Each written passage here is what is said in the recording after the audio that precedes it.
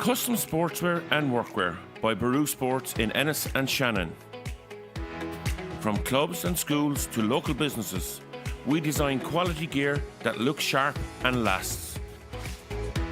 Baru Sports Ennis and Shannon, custom made for your team, your work, your game. Call us now on 061 364 750.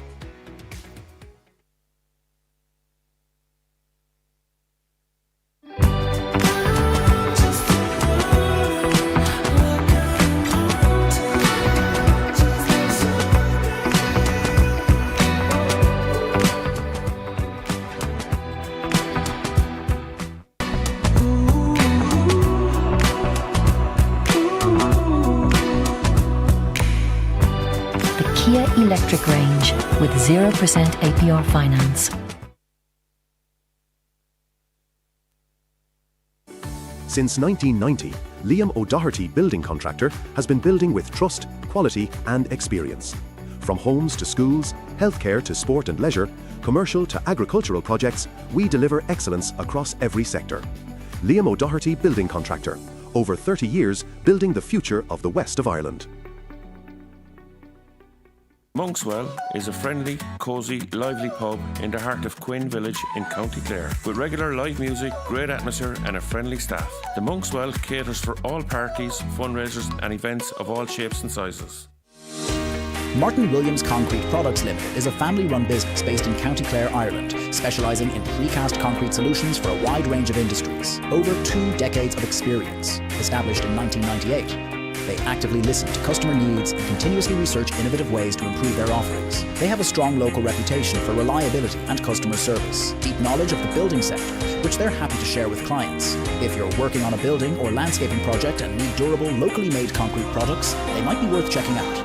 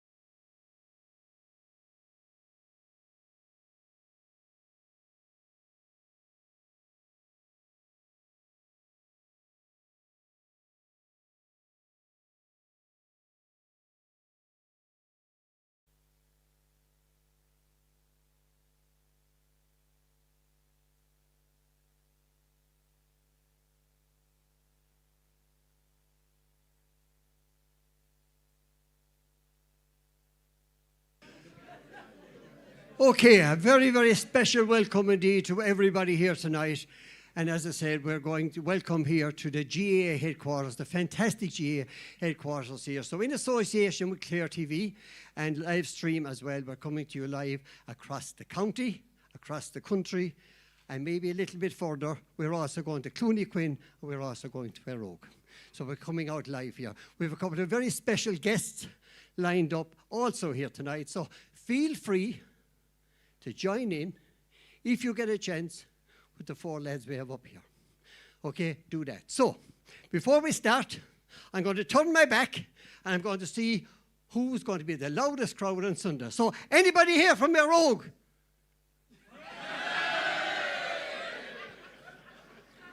Good evening, ladies and gentlemen. We're now live. Okay, one more time. Anybody from Éire? And what about Clooney, Quin? Brilliant, absolutely fantastic. Okay, I'm going to introduce the lads to you. Ye know them well, ye know them well. Now, this man started off his career, of course, in Clooney Quin. He had an outstanding college's career right up along with St. Flannan's. He was part of the Clare setup for a number of years as well, and the highlight of that was 1989. 1989 All-Ireland Minor Final, and a Munster title as well. So would you give a big, big welcome to the one and only Pat Markham. Come on. Come on, Pat. Well done.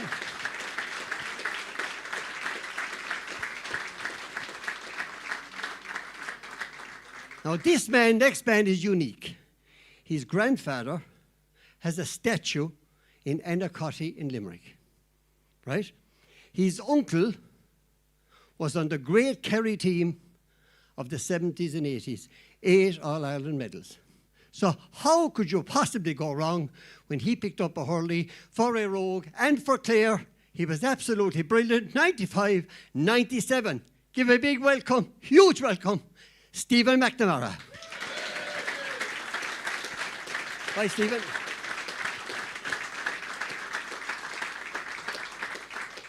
Now, this is extra special, right? The next two lads, I'm not going to tell you even half of what they won. I'm going to bring the two of them in together. And the reason for that is, each one of them, when they were growing up, were neighbours with the two clubs. So, one, Clooney Quin, will give a shout for Jamsie, and Éire will give a shout for Daly. No, I know you don't always do it. I know you don't always do it. So put your hands together for Jamsie and Daly.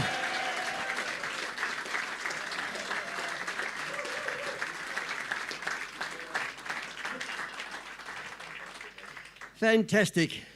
Daly said it's great to have the high stool. Now, don't forget, on Sunday next, as I said, live from Zimmer Biomed Park Hisog, the game will be coming to you live through Clare GA and, of course, live streaming as well. And there'll be a fantastic team on duty, so you won't miss one piece of the action, as I said, on Sunday, starting at 3 o'clock. So zone into that and see how you get on from there. Lads, you're very, very welcome. Pat, you're over at the far side. You said to me when I said you're over there, Pat said, I want anything to say so. So off you go. Pat, go back over the years. We're going to chat a small while about yourselves, and then we're going to zone into the club scene. I want to know more about the clubs tonight, because it's the club final as well. So your earliest memory of Clooney Quin? Probably my earliest memory, I suppose, was actually watching a Clare match in Tulla, and the great Mike Murphy coming on, and probably a lot of you here know we were down a couple of points at the time. Mike comes on anyway, match changes, and I know I'd say I was probably that height. My father lifted me in over the fence in Tulla, barbed wire and all, and I just stood up in the concrete steps, and so I won't say we went as far as Minogues afterwards in Tulla anyway to celebrate. It was like an All-Ireland for me, knowing that there was a Clooney man representing Clare, so that was probably my first foray, and as a Clooney person, I went to primary school in Tulla, so that was a bit like Daly and Éire now. Or maybe myself and James if we're barefaced. I won't say any more. But so they were trying to rope me in for a transfer across the border, and I said no, never happening. So went down to Clooney pitch, I suppose. Like you said, it wasn't really 1880 something, Syl, but I'm talking about Mike Murphy now. No, I'm not talking about Mike either. No, we're closer in age than most, I think. But I'd say it was 1978, 79 as an 8 or 9 year old, and that was it. I didn't know many of the lads because most of them were in Clooney school or Quin school or Dangan school, so that was my introduction to it, and we played under 12 and were brought over to Fecal for the challenge match. John O'Loughlin took the tiling equipment out of the boot of the car. There was 7 or 8 of us inside in the boot anyway. And played a match anyway, and he says, I'll bring you the next day. I said, grand, no problem. That was it. That was it. Between jumping the barbed wire in Tulla, going into Minogues afterwards, that height, And then in John Hogan's van, you did well to survive. I did, but sure, it was part of growing up. It certainly Different was. times. Just take me back to the underage system, the time you made, from Clooney onto the Clare panel, onto that great success which Jamsie, of course, was part of as well in '89, Munster minor champions, onto that. What was the underage system like at the time in comparison to now, where you have development squads left, right and centre? I suppose it's chalk and cheese, really. You see, we'd have been a smaller club at that stage, number-wise in population. It was like everything you'd be trying to get lads to obviously train, drive, whatever, bring lads together. There might be 2 schlitters on the field for an under-12 training session. Now there's 200 outside in Cusick Park on Sunday at 3 o'clock. It was difficult. You'd be looking out the door to see will we have player number 13, 14, 15 and 16 and no access if they didn't turn up.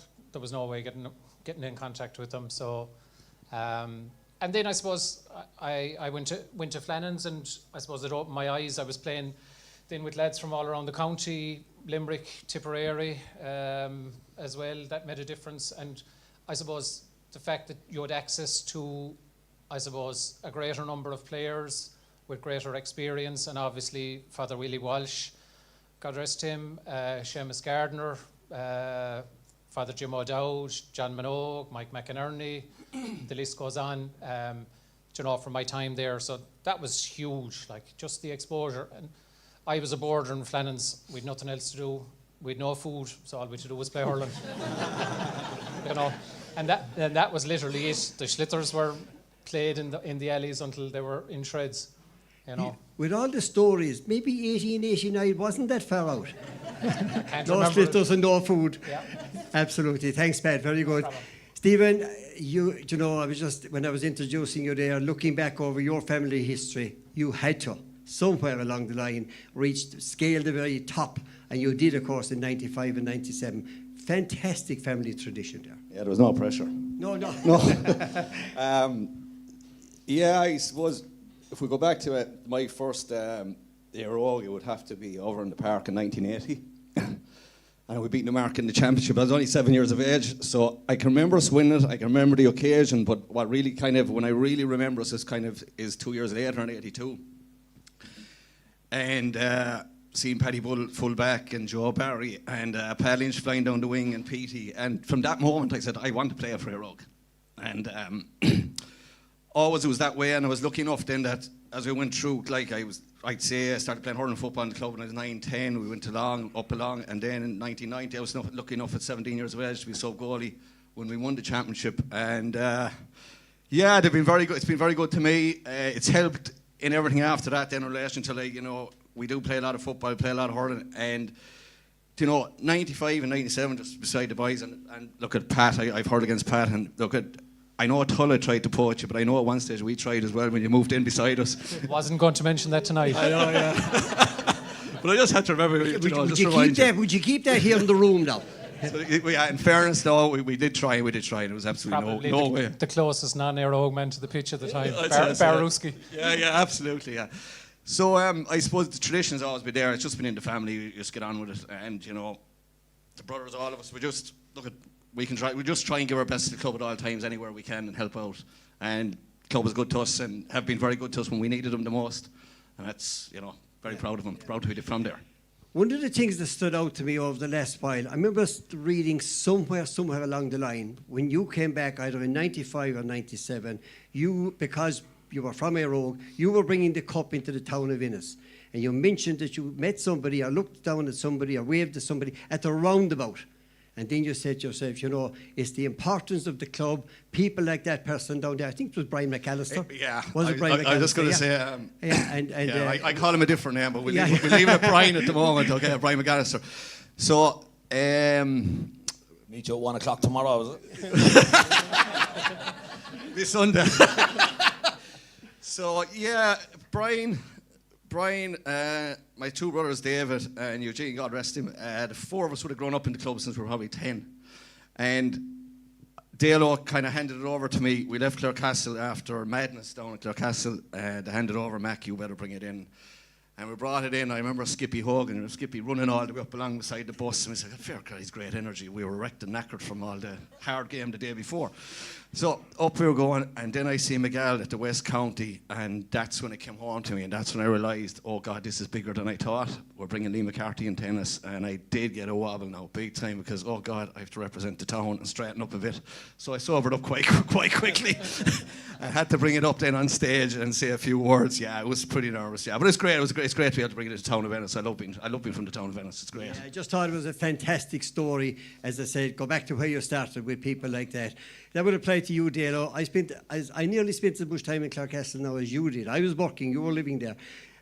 I was just saying to you a while ago, such characters I've come across there. And when, as I said to you, when I read your book, every single character, every nickname you had, I was familiar with them. Tremendous. Yeah, Dano, Patch O'Cock, etc. He was saying, ooh, ooh. Yeah, it was all full of characters, the village. Unfortunately, a lot of them are gone, like. Yeah, when I first started sampling a pint, you could sneak down after mess on Sunday to Nevans, and all the old lads would be there, and you'd be cleared for the holy hour, of course. You know, pulling the curtains with Mrs. Nevans, so she'd say, I say, get up home for your tea. But it was a great place to grow up, I suppose. That it was very much of the village then. I suppose now, sure, we're so united, you know, we didn't even have a field back then. Like, we used to train down in Devine's field. People would know it, right beside the bridge. There was going to be a big development there that never quite happened. Just literally a trough of water and stuff like that. And then eventually this place, I remember picking stones here. I often said the hardest job in the world is picking fucking stones.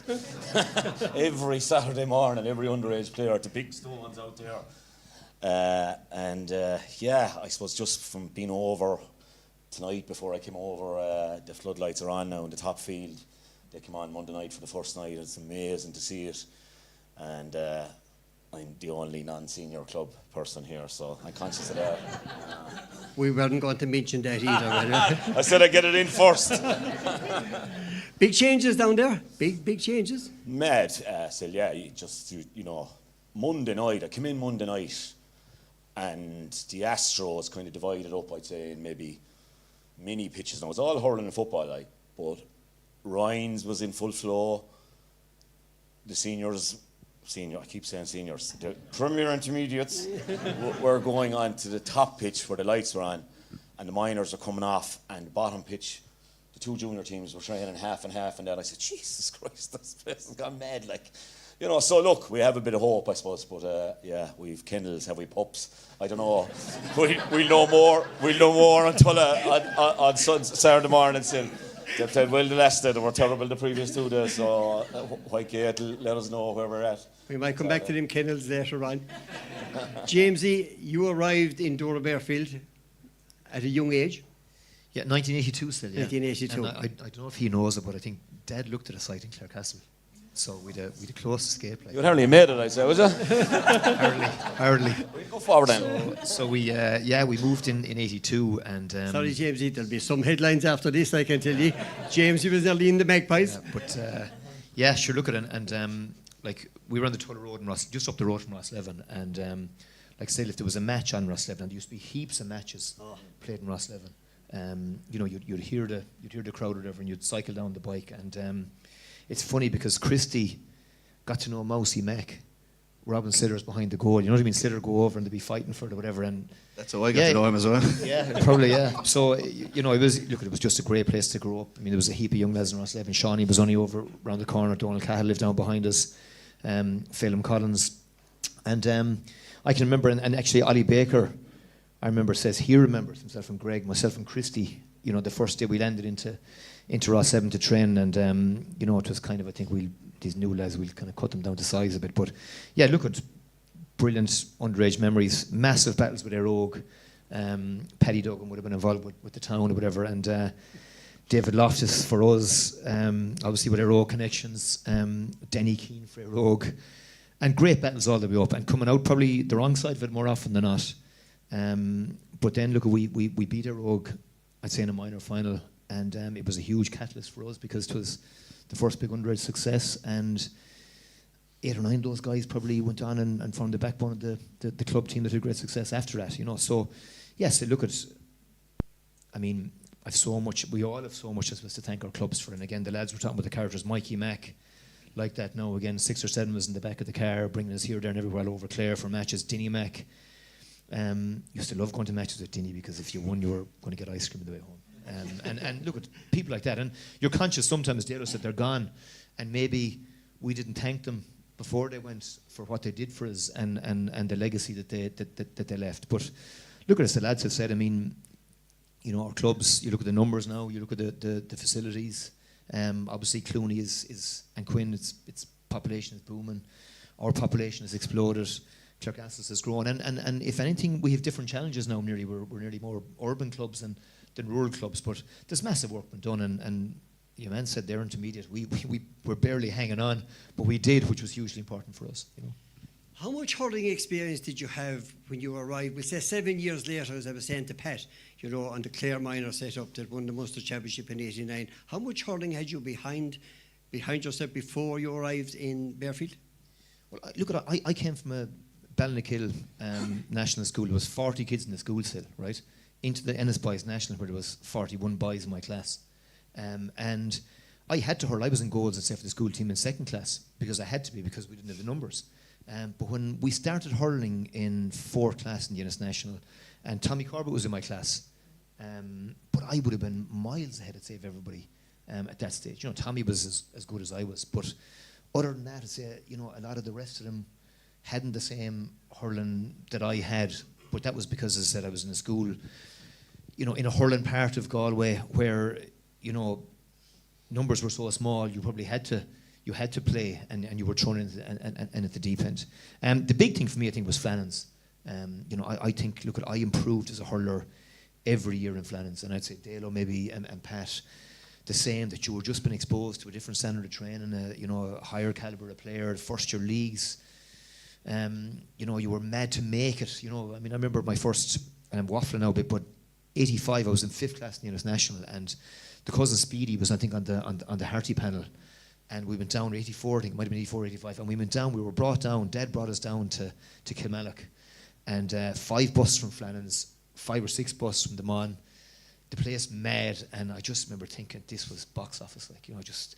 And it lit a flame, I'd say, inside me that, geez, you want a bit of this, like, you know, this is the real deal. The singing and the noise and the game was fantastic. And I remember Dickie McInerney from the Bridge was unbelievable the same day for Flannans, and they lost by a point.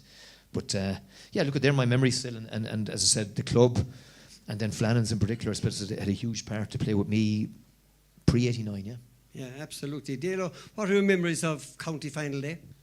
Oh, geez, good ones, mostly. So, like, lost a couple, lucky to win 5, great. Jeez, you think, you know, fellas, young lads will be looking at me in the pub there, 5. They think Clarecastle are useless now, like, so.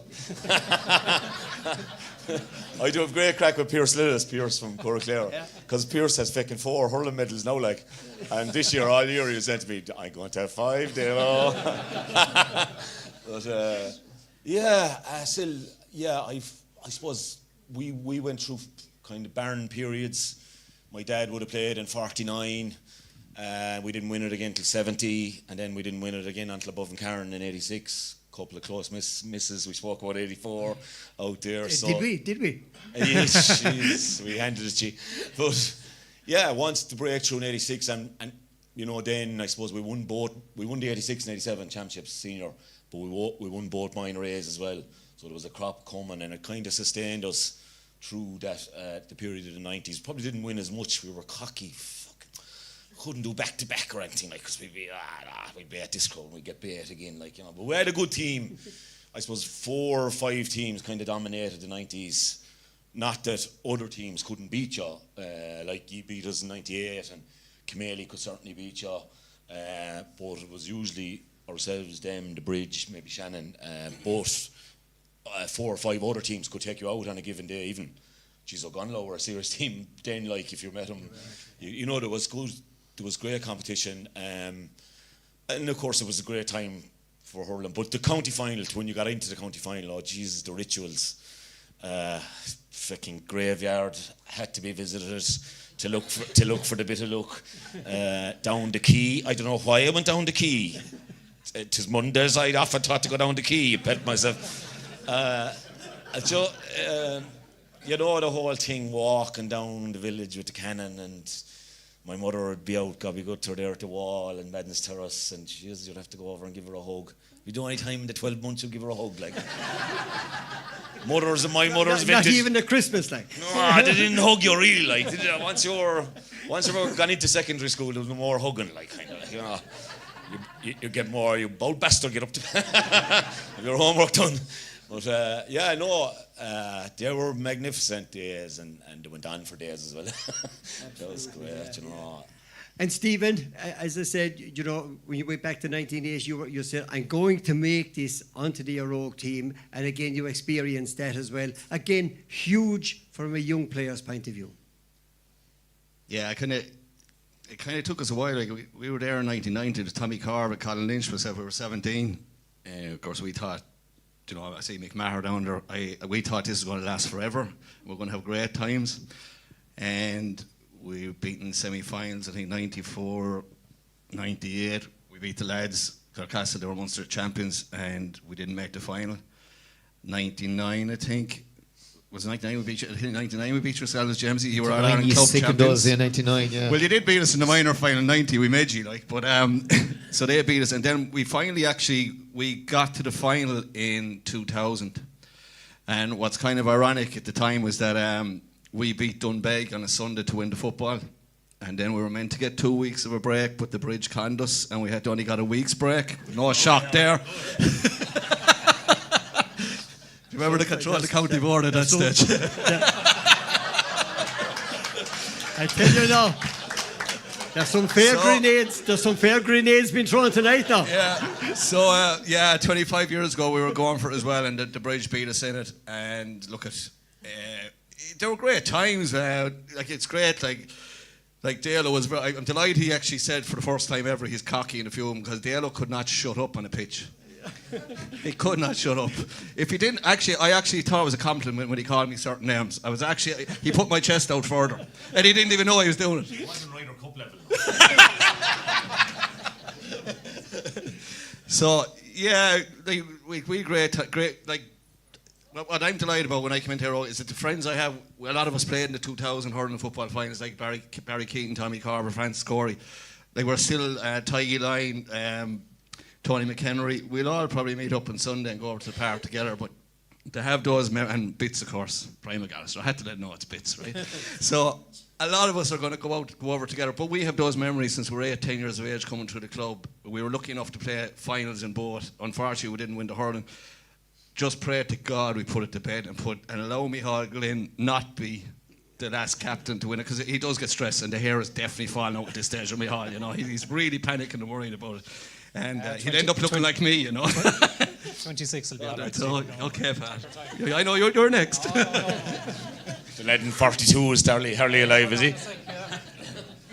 Pat, on Sunday, I think there was a stat, everybody knows it, over the last 25 years. I don't know, is it going to be the 12th or the 13th club to win the championship over that period of time?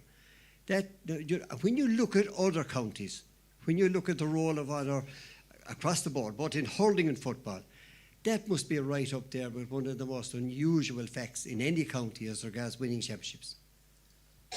Yeah, but I suppose that goes back even, you know, going back to the great Newmarket team, 60s and 70s, if you look at the Roll of Honour, they were the name at the top of it. But like in the last 40 years, you know, it's so hard to win. It doesn't matter whether it was a minor final, a 20 or a 21 final, a senior final, an intermediate final. It doesn't make a difference. At the start of January, February, March, every team in the county, no matter what grade they're at, they're togging out with one ambition, and that's to be in Cusack Park, August, September, October. And I think that's why, and I suppose there's been huge impetus, like in the rise of Clare hurling, you know, at inter-county level has spurred the club level in from the 90s onwards.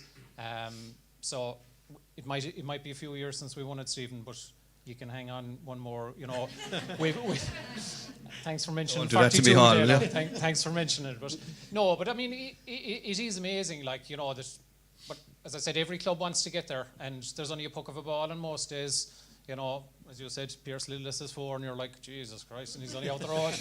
Poor Clare fella catching up with me, like. I mean, come on, you never thought you'd hear that in Clarecastle. Well, I just on it, Syl, I think we're blessed with what we have, and we're dying to get back there if we can.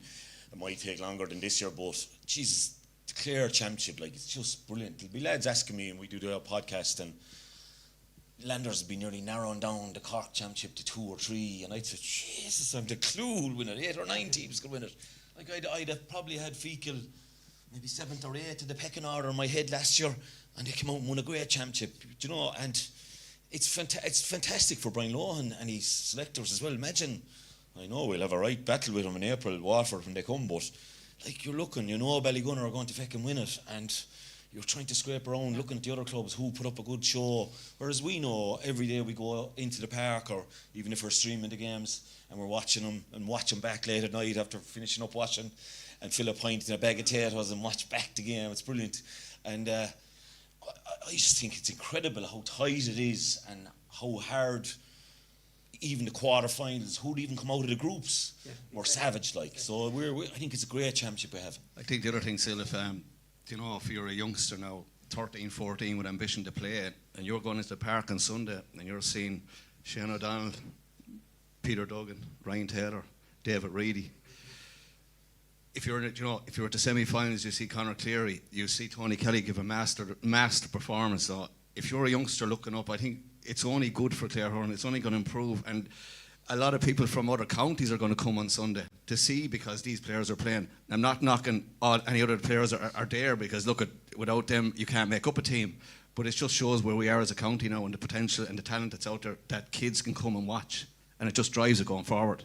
Yeah, it's 12. It's 12. I think it'll be the 12th in 22 years. You know, which is incredible. Now, the one thing I'd say, I mean, when we were going in the 90s, I mean, that crowd, like, we had some battles with them, and obviously Wolf Tones, the Bridge. Like, it was harder to get out of Clare still than it was to get out of Munster. You know, and I'm being serious about that. Like, you felt if you won Clare, you were probably going to win Munster as well. Now it's probably as hard to get out of Clare. And even talking to Tony in school, he was saying, like, sure, anybody, once you get to the quarter-final stage, anyone feels they can win it. And you have a different finalist now going back. I mean, it was sure the Bridge and Fecal last year. It was Clare and Crusheen the previous year. You know what I mean? It's an unbelievable championship in that sense, and it's you know, there probably is, as you said, Dale, no other championship, I'd say, in any county that's as competitive or as open as the Clare one is.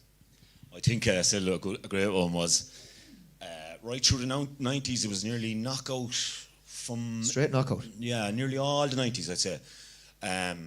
But of course, then when we had a bit of success with Clare, nearly straight away, the Bridge won that championship, went on and won the Ireland Club, and you know, the 4 teams won the Munsters, they won the Ireland as well.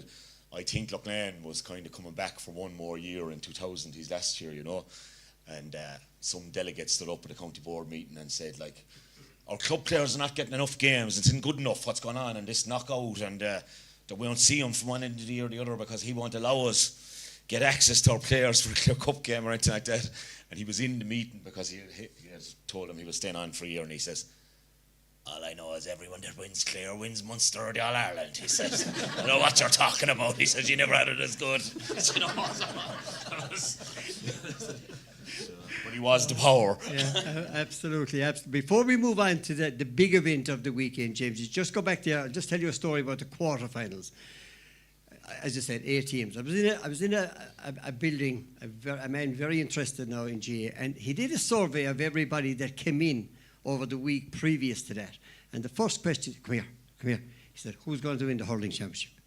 Now, take away your hat now, he says, and everything else, he said. And he wrote him up on a board. He's a very well-known man now. And by the time I looked at it, there was 14 different guesses on the board. There were 6 different clubs. That was at the quarter-final stage. And he's not a million miles from here, but it was just amazing. And the top 4 on that occasion didn't include the previous finalists from the year before, the Bridge or Fecal. So it just goes to prove what we're talking about, how, you know, how flexible and we call it volatile the whole thing is as regards club hurling and Clare. The buzz in Clooney Quin, Pat. Well, I was telling the story to some of the lads. I was driving through the other morning and Kieran Shanahan was just coming down from a height for hire. If you haven't driven through Quin, go to the Pogue and come back in. And the most fantastic flag up on the gable end. It really caught the eye, and I think it'll be there for quite a while. Just as well there was no storm that day. I know. Well, it was fantastic now. It is. It's amazing. Like, you know, as I said, I suppose we haven't been there in a few years in a county final. It's absolutely massive for the club, especially for the younger players. You know, coming through, as Stephen said, when I'm 8, 9, 10 years of age and I'm at a county final, and they'll say, I want to be there in 7 years' time now. For some of them are only 17 years of age, like playing on Sunday, which is amazing. You know, like the standards that they are giving us and the entertainment they're giving us now is off the charts. Like, we're all here and we're talking about 25 and 35 and 45 years ago. Like, what's being played now is phenomenal. And the most important thing is, like, there's a lot of keyboard warriors and talk about that, this and that and the other, but like, there's probably 20 lads plus on Sunday who are going to be 22, 21 years of age and younger. And I mean, all they deserve is credit and encouragement, you know. The buzz is phenomenal because it leads, like, for a club like us, it leads from, you know, under 6s, 7s, 8s up along, that they can walk out onto the field at half time or after or whenever and just talk to a Peter Duggan, a David Reedy, a Shane O'Donnell, you know, a Ryan Taylor, a Sean Mack, whoever it is, you know. And that's a huge thing, and that's what keeps it going. And Jamsie said there earlier, like, maybe we didn't remember or respect them enough, but you remember the ice cream cone that you got. So it might be a word in a year from an older person to an 8 or 10-year-old, and they'll be sitting up here in 40 years' time reminiscing about the good old days in 2025, you know. So yeah, it's absolutely massive. Sure, the buzz is phenomenal. Like, I mean, it is in All Ireland, you know, because that's all you think about.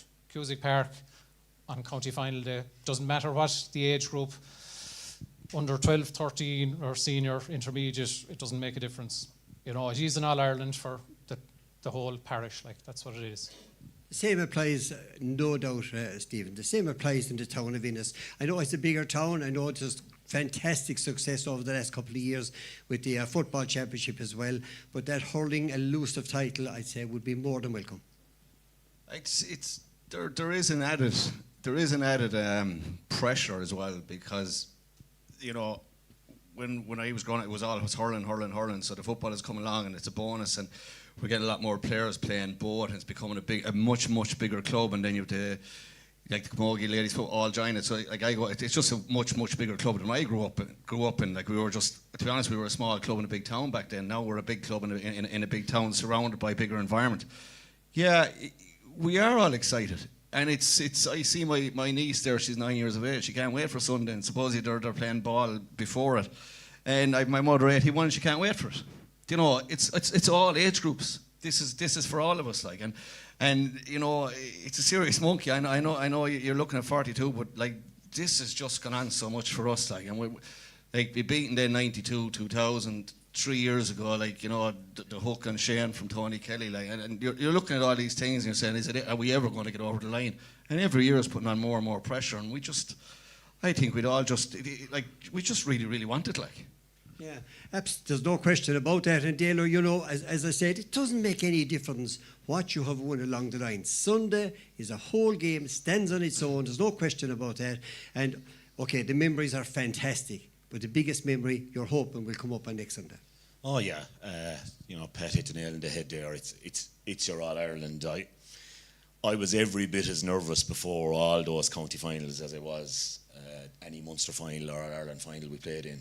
Maybe more so, because I felt the pressure, especially if you were a county player, you feel the pressure a bit more for your club that you have to deliver, like. So yeah, I often used to say, Jesus, and I'm glad I got a Munster club medal. I didn't get an All Ireland club medal. But I used to often say, Jesus, it would be better off if it was just over after the county final and we could enjoy it. You know, you go down Key Road, like, is it? Yeah. You know. Yeah, another good one with Luckney. was 94. We were after winning it. Robin is Dalo. Robin is Victor inside in the square, top of Christie. Here we go again. Here we go. I told Christie after that, keep his eyes open, and he's like, but no, and I suppose we were half favourites. The boys were just after coming up, and typical us. Then we probably thought, we bet this crowd, but we knew how good they were shortly afterwards. But they're magic days, like just the county finals. You know, I've seen you welcoming home bridge teams up on that stage, and what it means. It's everything. It's for your family. I think it's huge, and that jersey. Like, I didn't dream growing up that I'd play for Clare. Being honest with you, I dreamt I'd play for Clarecastle. Could I make the senior team some year? That was my dream. And imagine if you could win a county final then after that, like. And when I grew up, we weren't winning them, as I said, between kind of 70 and 86. So, but yeah, to win the first one, I think, just magic. I was only a sub the first one. I came on in most of the games. I was young. But then to win the first one playing and starting, that was really extra special in 91. So I just think it's going to be a fantastic occasion at the weekend. There's going to be a drought ended. Hard to believe, I suppose. Clooney, from my memory, and I'll never forget the great Parnell Clune gave me the twist in the sports shop for the jerseys when they came through and decided to go. I got the 12 sets of jerseys. I think it was a great boost that year. But they have a storied history going back to my dad's time in the 40s. It was always about him.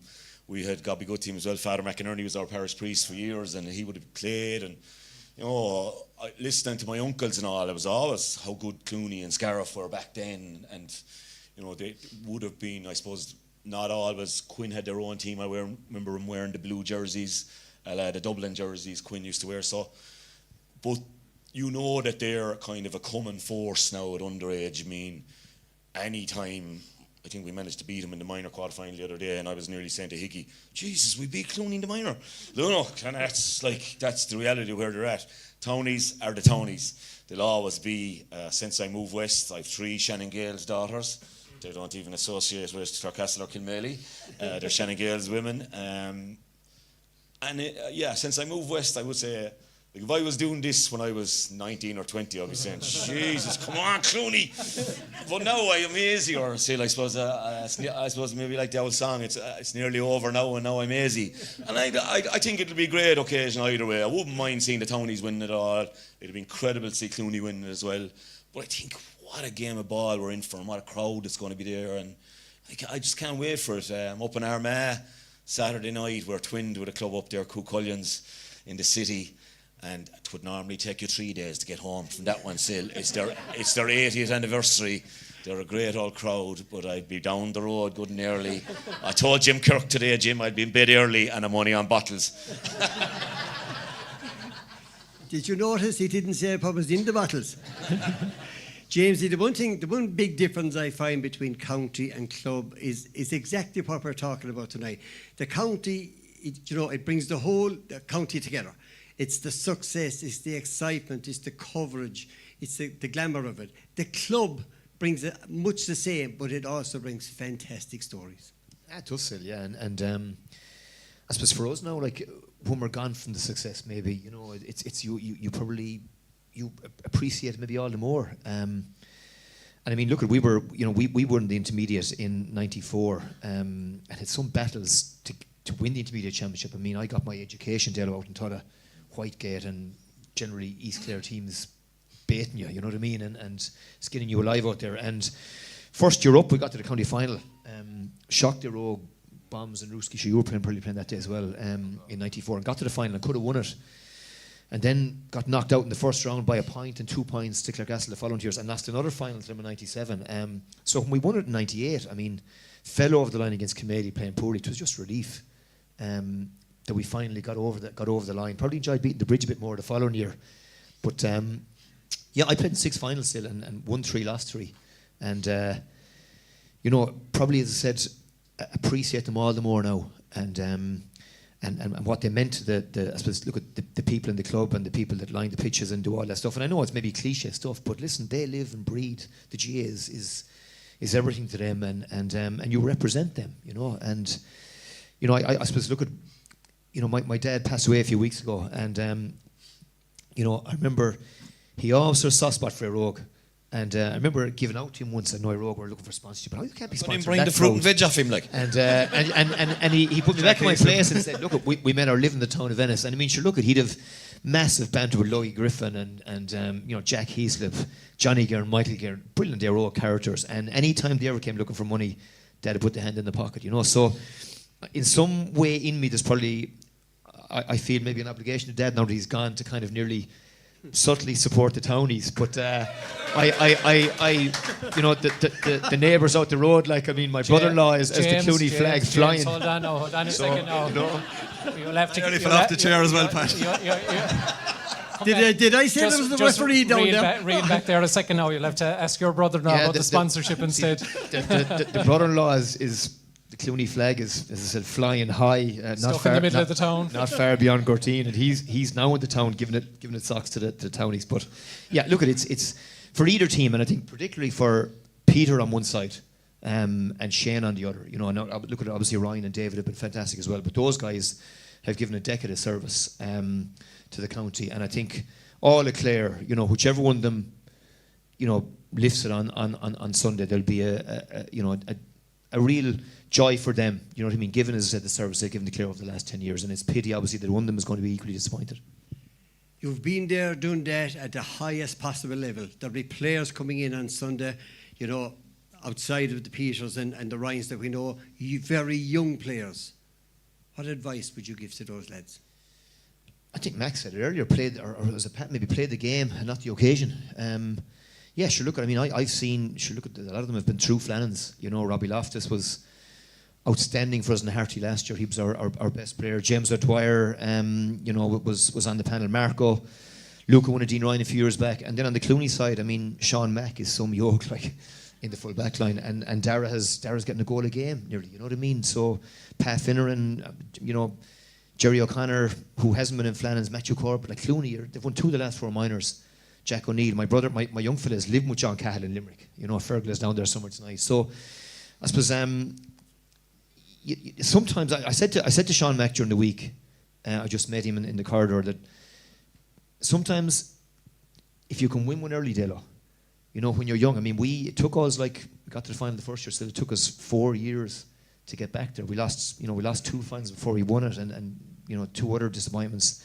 That sometimes, you know, when you're young, if you can win the first one at a young age, like it you know, there's a good chance you come back for more, you know. So I think play the game, not the occasion, still, you know, and they're lucky, as I said, that they have so much experience and quality, you know, in the dressing room to guide them along the way. But yeah, there's a lot of good young talent on both sides. Okay, I just want to tell our viewers that are tuned in tonight, you can see the game live 3 o'clock on Sunday in association with Clare TV, and of course live streaming as well. 3 o'clock, I know Dalo's on duty, maybe Jamsie, I'm not too sure. Colm O'Connor is doing presentation, and there's a small lad from Clarecastle, he's about that height, but he looks that height, and he'll be on commentary, fantastic as well. And that of course is Owen Brennan, so you'll enjoy it, let me tell you. Absolutely. Dalo, you know, I was talking about advice and all that. I suppose the one bit of advice I often heard a man saying, you can do nothing about this game on Monday, so play it on Sunday. Jeez, we're not talking about it on Monday. Yeah. Jeez, I tell you a good one about that now. He won't mind me telling it. Dan, his God Be Good team is gone. Ken Ralph joined us in '96, and we didn't really socialise in the village at all. He was very conscious. He was some tip, and God, his son Connor is playing for us now, playing really well for us up front. Great stuff. But Ken was brilliant all year, absolutely brilliant. I mean, got us to the final in lots of ways. We met Wolf Tones, we were hot favourites again, they'd never won it. He'd face into Frank Lohan, different kettle of fish, and I suppose Frank got the better of the debate anyway. So I got friendly with Ken as the year had gone on anyway, and he didn't know the characters in the village, or they didn't know him, and Jesus, he knew him after now. He became a great lad around the place, and everyone loves him. But he says to me, what do we do Monday morning after losing it? Like, I says, sure, there'll be bus to Shannon later on, and we'll have to go on that. oh, Jesus, do you do that up here? I says, we do. The losers go to the winners. I remember Bearfield coming down, a couple of them came in a taxi, all right. But, That's maybe why they won it there. We manned up, Taylor. We manned up. We bring a 46-seater when we lose. But anyway, so he said, look, we'll go for a couple in town first. He says, I don't want to go down to the village yet too early. Yeah, we will. Maureen, my sister-in-law, was working up in Nuggies like at the time. She'd make us a bowl of soup and a sandwich and we have a couple of beers. I says, we'd settle and we go down. And by the time we went down anyway, Nevins was wedged.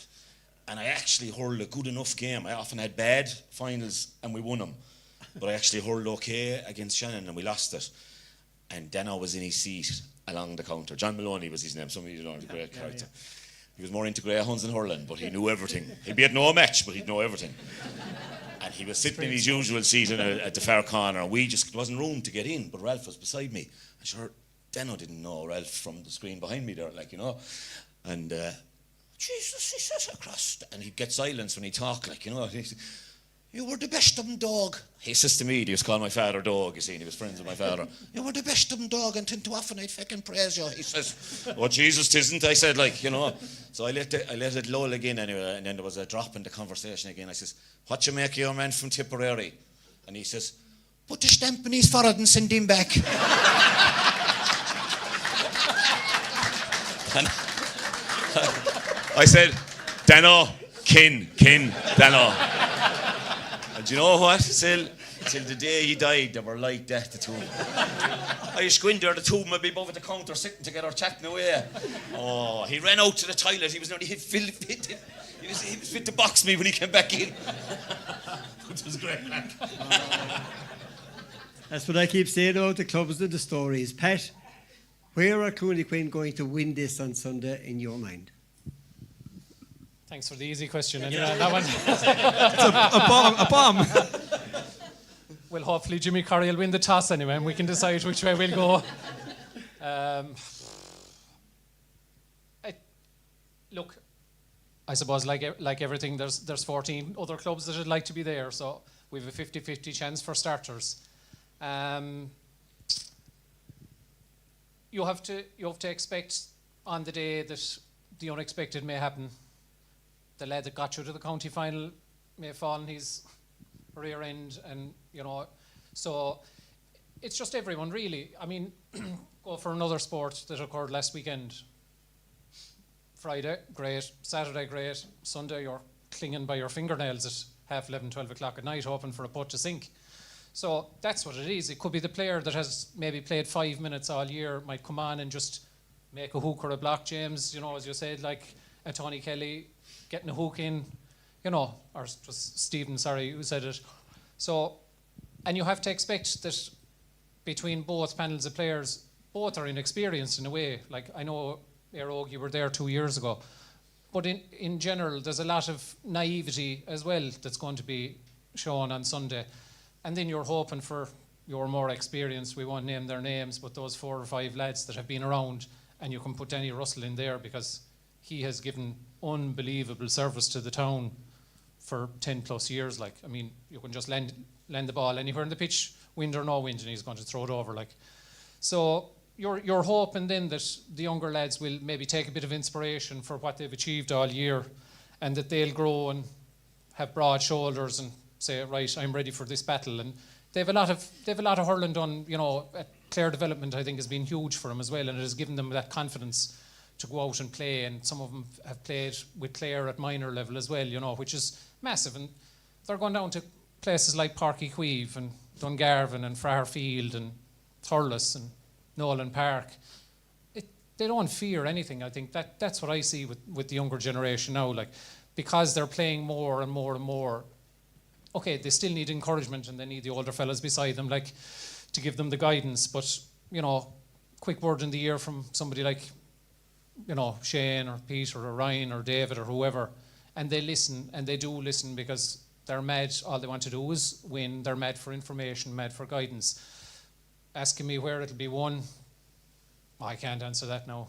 I'll be like Dale now, I'll know all about it on Monday. And hopefully I'll be outside in Quin Monday evening and we'll have something to talk about, and maybe a few townies might turn up as well. Absolutely.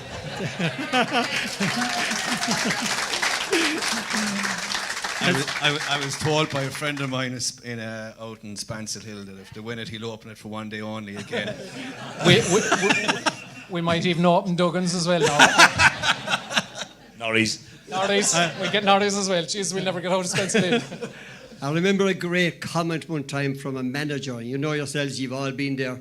Everybody knows. And he said, made a comment one time, and he said, if I only knew on Sunday what everyone knows on Monday. That's what a manager said one time. Stephen, experience will come from a rogue on Sunday. No question about that. You know, the likes of the Kirans, the likes of the Arns, huge experience on the side, on the rogue side. How much will it count? You kind of have to look at it in that sometimes when you're a young fella, it means nothing. And you don't take it on board and you fly, and some chests go out and they walk behind the Tulla Pipe band and they look at this and they look at the stand, they say, I'm built for this, I'm ready for this is the day I've always wanted. You have a number of lads like Jack O'Neill and John Cahill, whose uncle is a very good Éire man, Jerry Curran. And they've experienced county minor finals, they've experienced everything, and as Pat said, like, we've youngsters now that are playing with Clare, they're playing all over the country, they're being exposed to stuff that we've never seen before. The older lad, sometimes there's more pressure on them than you actually realise. And, you know, Aaron and Kieran are kind of lucky in that, you know, you might say, look, they played in county finals, so like in football, they lost in the hurling, but it's a different game. It's totally different. Like, everything's going to be different on Sunday. They're going to have this additional pressure. They're going to be on the edge saying, will I come back again? Is this it? Is this it? So sometimes the young fella that's 18, 19, like young Darren Maroney and Reen Mulcahy for us, like, they're 18 years of age, they're in dream world. You know, like, this is it, it's my first year, we experienced, as I said, when I was 17 years of age, I was back there, 18, like, there's no pressure on you. It's the young fellas, it's the older lads inside, and it's the same, like, Peter will have it, and Ryan will have it, and look at David, Danny, of course, we all forget about Danny, like, they're under more pressure than people actually realise. Like, they have to really carry it, and then they have to be seen to go around the dressing room and actually put the arm around the young fella and say, look, at this will happen, or that'll happen, or, you know, when you lose your first breath, don't worry about it, the fella beside you is losing his too, and you're kind of using a bit of psychology to get them through, but really you're talking yourself through it.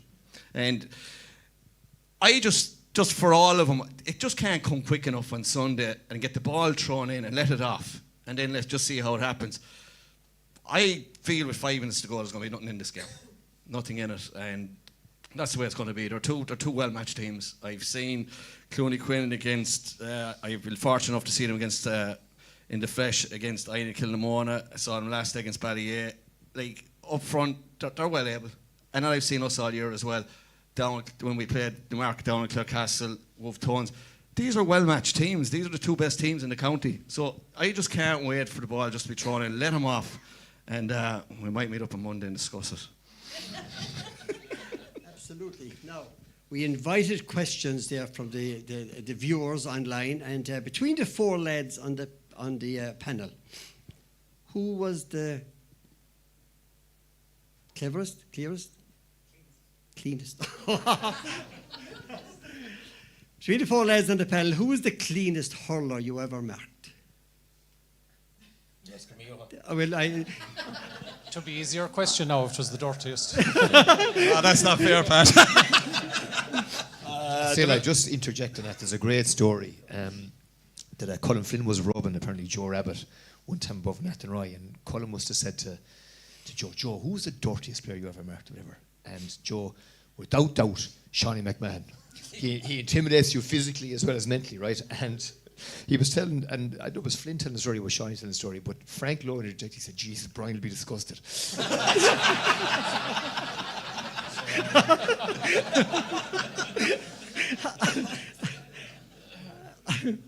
So back to you. So who was the cleanest player I ever marked? That's the first half of the question, and there's a brilliant one here. It's the same question from Dahi, and he said, and which one of them that you marked could have cut briars for Clare County Council with a hurling?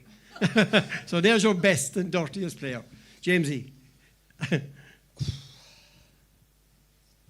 couldn't hit you, James, because the crowd would be giving out and all. Like. There's no value in hitting you to be all saying, Daly, dirty fucking hitting James.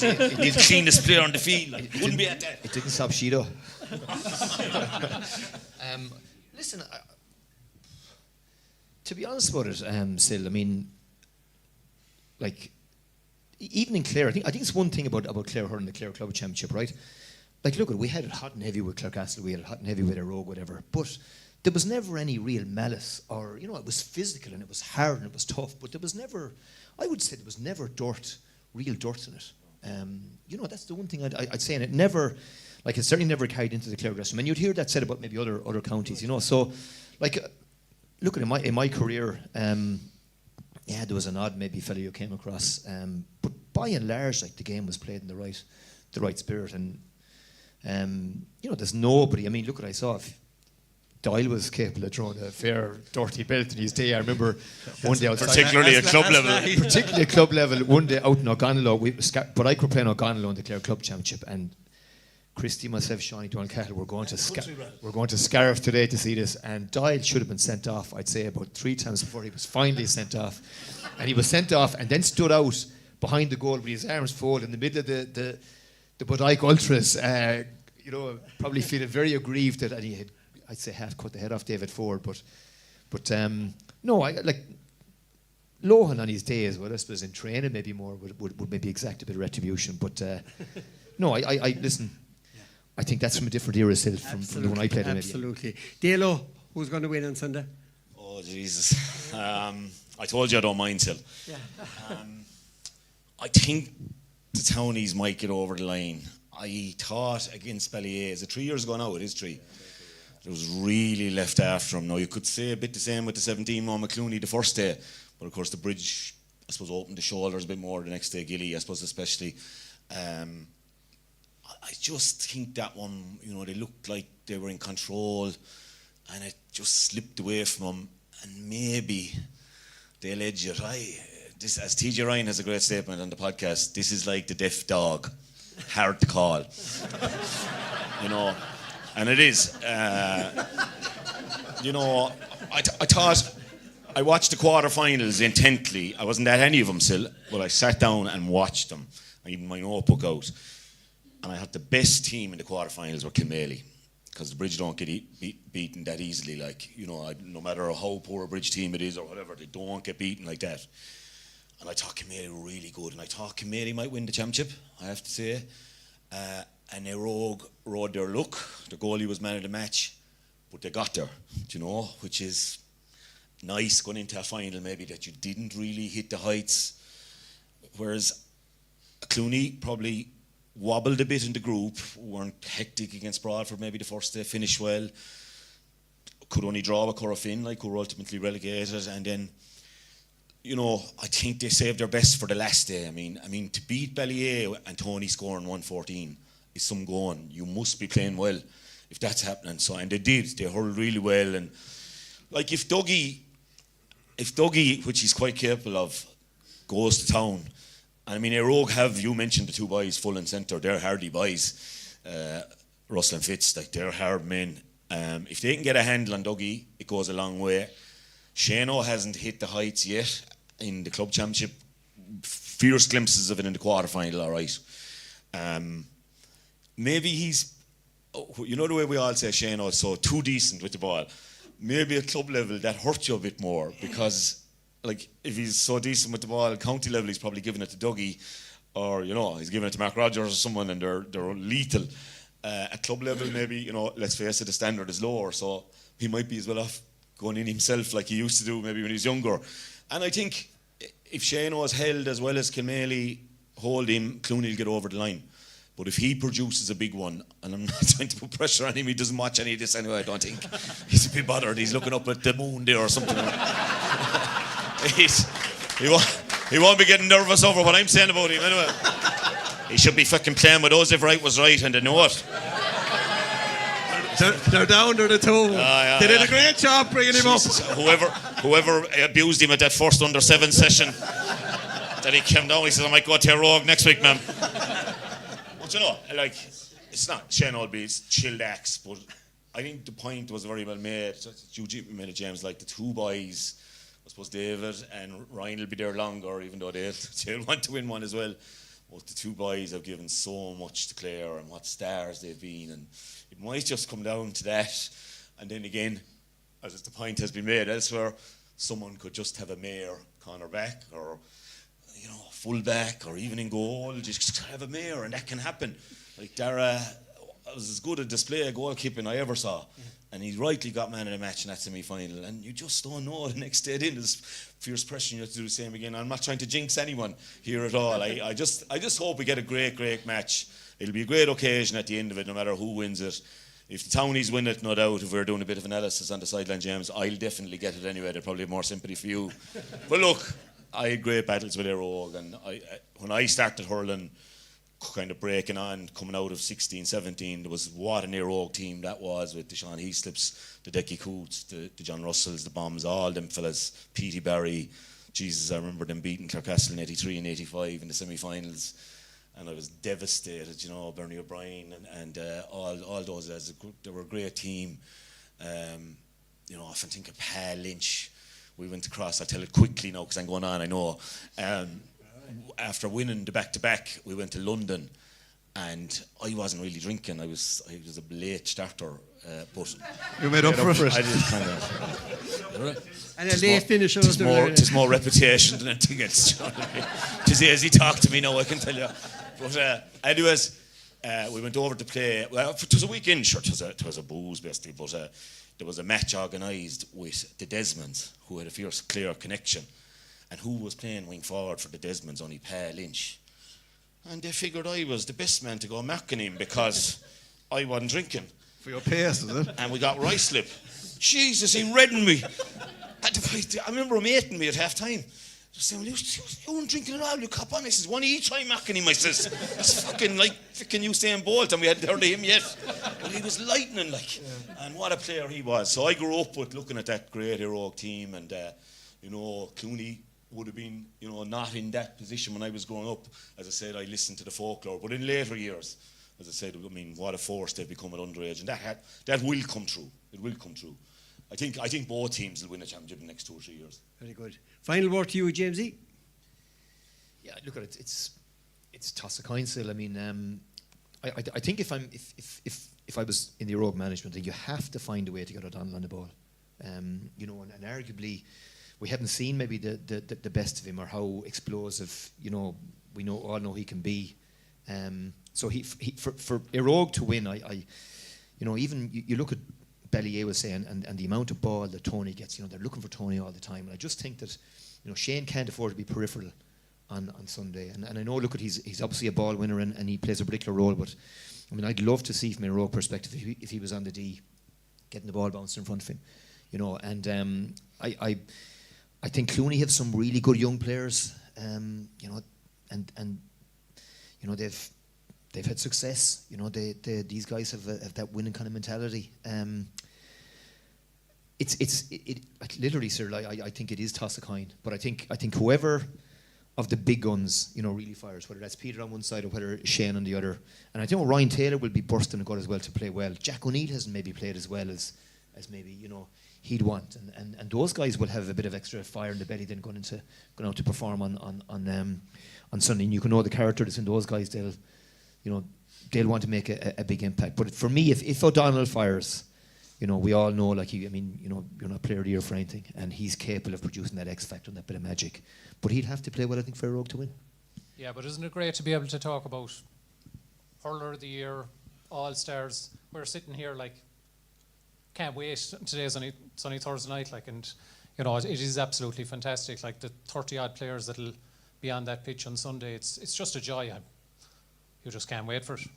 Yeah, fantastic atmosphere, I must say, Pat, that has brought to, as you said, starting, this is going to add to it, and I think on Sunday, there's going to be such a buzz on Sunday, I think it's going to be absolutely fantastic.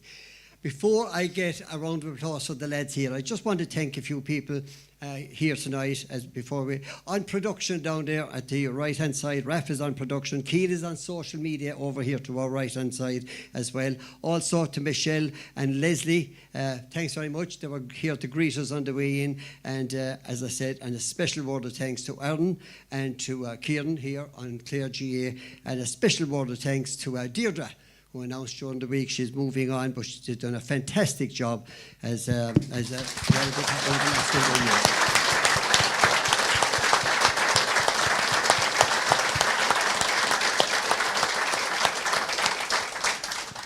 I left out one man. That's because he's hiding behind the camera down there. So what's his involvement on Sunday? He'll be on camera on Sunday, and his own son, Jimmy, will be captain of Clooney Quin. So Mike Curry is down there. Well done, Mike.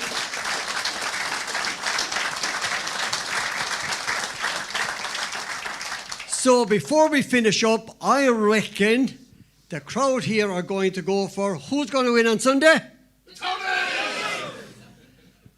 Is Jimmy going to lift the cup? Yeah!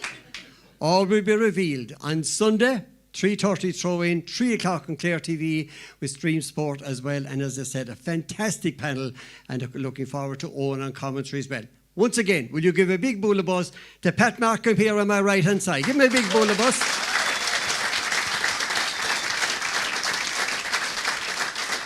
And to the one and only Stephen McNamara.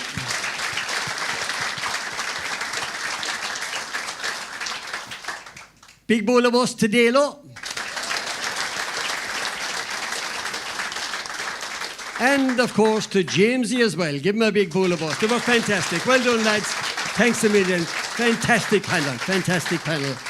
On my own behalf, a special word of thanks I want to give to a man down there, known him for years and years. You might have heard him through the years doing commentaries on RTE, Sky Sports and the whole lot. And he's the man that's steering this on the media circle tonight. So give a nice bull of us to the man there at the back, Mike Finnerty. So thanks very much, Mike.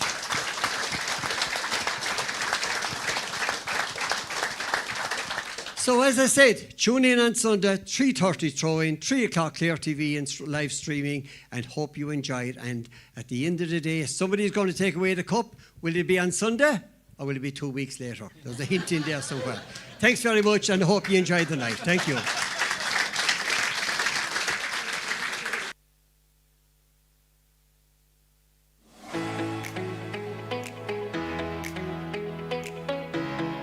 Custom sportswear and workwear by Baru Sports in Ennis and Shannon. From clubs and schools to local businesses, we design quality gear that looks sharp and lasts. Baru Sports Ennis and Shannon, custom made for your team, your work, your game. Call us now on 061 364 750.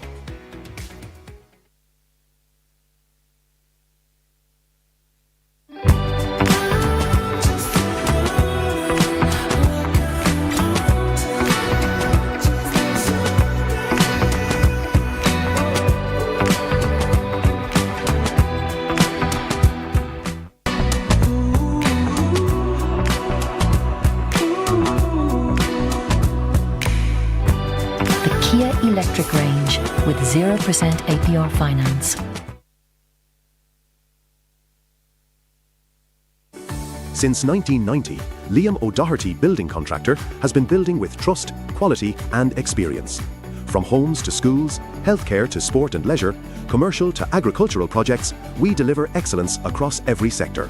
Liam O'Doherty Building Contractor, over 30 years building the future of the west of Ireland.